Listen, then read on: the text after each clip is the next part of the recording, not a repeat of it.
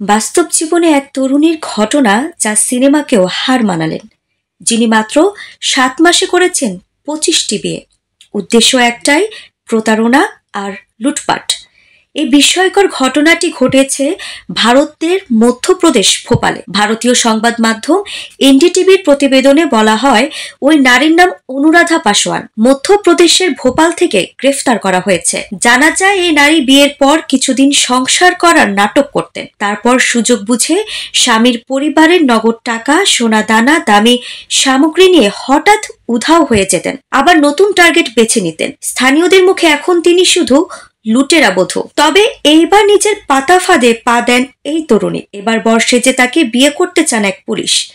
তারপর গ্রেফতার করা হয় এই তরুণীকে। তিনি একটি সংঘবদ্ধ চক্রের সঙ্গে যুক্ত ছিলেন বলে অভিযোগ রয়েছে। এই চক্রটি স্থানীয় এজেন্টদের মাধ্যমে বিয়ের জন্য আগ্রহী পুরুষদের টার্গেট করত।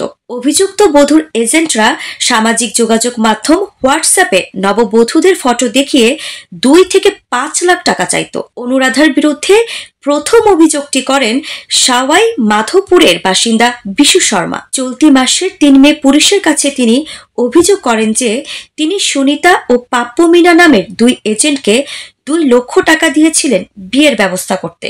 বিশু শর্মার অভিযোগের ভিত্তিতে আন্ডার কভার অপারেশনে নামে পুলিশ। এরপর গোয়েন্দার মাধ্যমে অনুরাধাকে ভোপাল থেকে গ্রেফতার করা হয়।